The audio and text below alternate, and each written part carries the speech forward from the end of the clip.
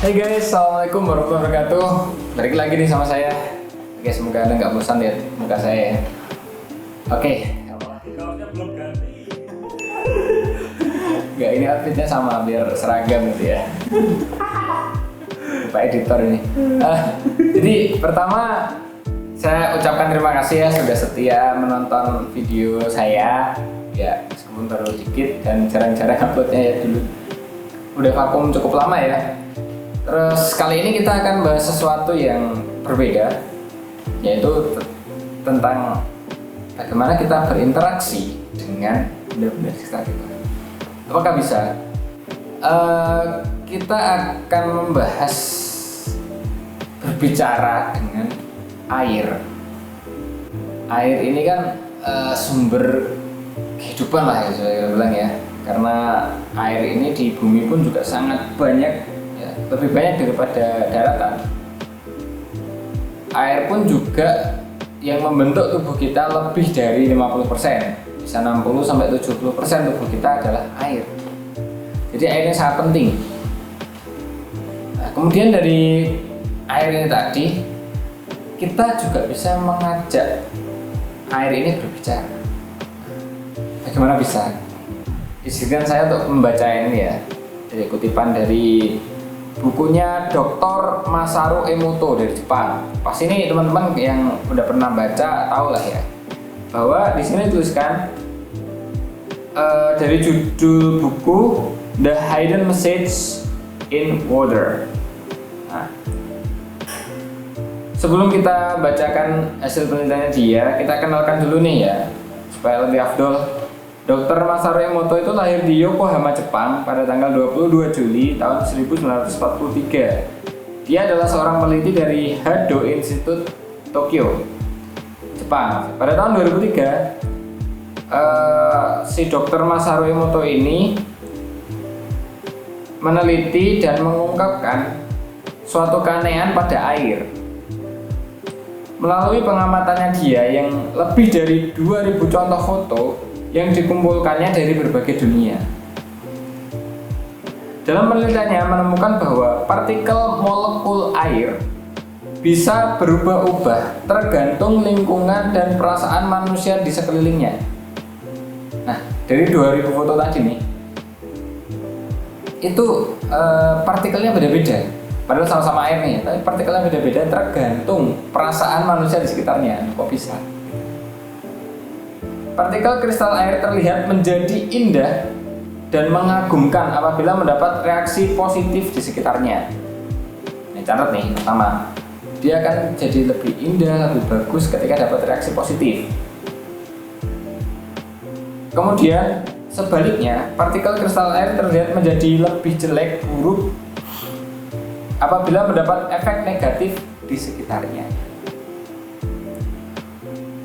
Oke, kemudian nanti kita akan tampilkan nih foto-foto ya, contoh-contoh foto yang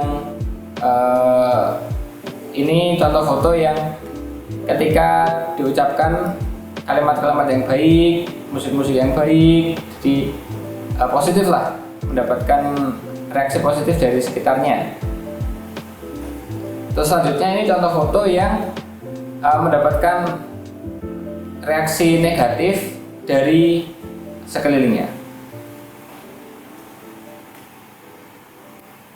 Dari sini kita bisa belajar ya misalnya, kalau kita merawat lingkungan, terus kemudian kita ya sering-sering bersih-bersih, terus kita menjaga lingkungan nih, maka reaksi alam termasuk air tadi akan bagus ke kita. Tapi kalau kita buang sampah sembarangan, misal kita nggak menjaga lingkungan, yang terjadi apa? Banjir. Nah, itu kan reaksi juga, reaksi dari alam kepada kita, sama kayak air tadi. Dia bereaksi terhadap apa yang kita lakukan kepada mereka, maka alam ini termasuk air tadi akan bereaksi kepada kita seperti apa yang kita lakukan kepada mereka. Kalau kita berbuat baik, kita ngasih hal positif, baliknya akan positif. Kalau negatif, baliknya akan negatif. Jadi mengapa kalau kita itu di dalam Islam ya, kalau kita sebelum minum, sebelum makan, kita harus membaca doa, kita harus berkata-kata yang baik. Itu karena kalau kita nggak melakukan itu, partikelnya akan menjadi partikel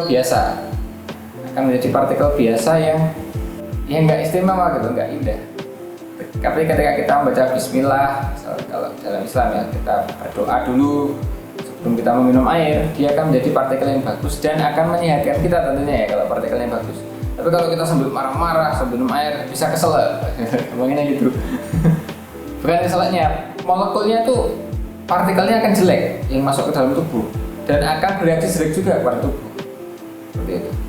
Nah kemudian ada kisah lagi nih ya, yang menjadi bukti bahwa air itu bisa diajak bicara. Contohnya adalah ketika Raja Fir'aun itu tenggelam. Itu karena apa? Karena tongkatnya Nabi Musa itu mampu membelah lautan, Laut Merah waktu itu dibelah dengan seizin Allah. Samudra yang begitu, laut yang begitu luas terbelah menjadi daratan dengan seizin Allah. Ketika Nabi Musa lewat, kemudian pasukan Fir'aun waktu itu lewat, langsung ditenggelamkan. Itu adalah bukti bahwa air itu bisa diajak bicara. Apalagi yang diajak bicara itu Sang Penciptanya ya, Allah yang diajak bicara melalui Nabi Musa. Nabi Musa berbicara kepada air, terbelahlah. Maka air di lautan itu nurut sama Nabi Musa, terbelah. Kemudian ada kisah lagi nih kayak kita kalau tahu film kartun Avatar nih.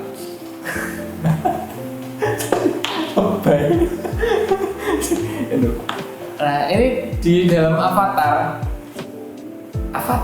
Aang gitu, Avatar Aang bukan Avatar yang biru. Avatar Aang itu bisa mengendalikan air juga. Nah ini sebenarnya bisa. Air itu diajak bicara, suruh gerak.